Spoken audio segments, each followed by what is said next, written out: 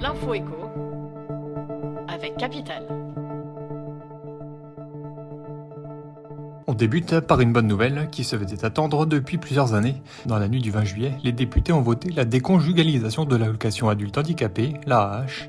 Il s'agit de ne plus prendre en compte le revenu d'un conjoint pour calculer le montant de l'AAH, dont le taux plein est fixé à 919,86 € par mois.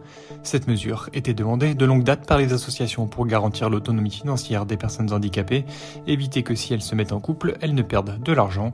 Cette mesure devrait entrer en vigueur au plus tard le 1er octobre 2023.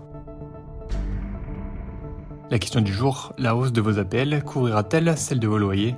Les députés viennent d'adopter l'article 6 du projet de loi de protection du pouvoir d'achat qui institue un plafonnement à 3,5% de la hausse des loyers pendant un an et une revalorisation anticipée des aides au logement.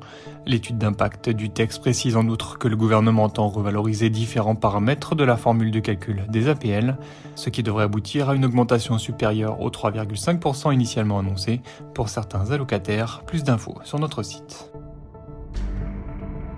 On continue avec le mot du jour, revalorisation. Pour tenir compte de l'inflation galopante qui impacte très fortement le niveau de vie des ménages, le projet de loi sur le pouvoir d'achat prévoit une augmentation de 4% des prestations et minima sociaux au 1er juillet.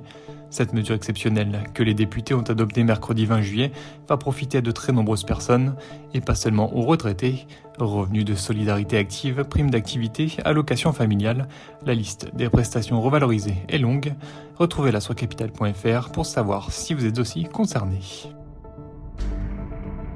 L'info pratique, pour terminer, concerne les victimes indirectes des fortes chaleurs qui ont frappé la France et plus particulièrement le sud-ouest de l'Hexagone. Le gigantesque incendie qui a ravagé plus de 20 000 hectares en Gironde a contraint des milliers de vacanciers à écourter, voire annuler leur séjour. De nombreux campings ont en effet été détruits par les flammes et plusieurs communes touristiques ont été évacuées sur ordre de la préfecture. Dans ce contexte, les frais de logement seront-ils remboursés ? Et si oui, par qui ? La réponse sur Capital. C'était l'info éco avec Capital.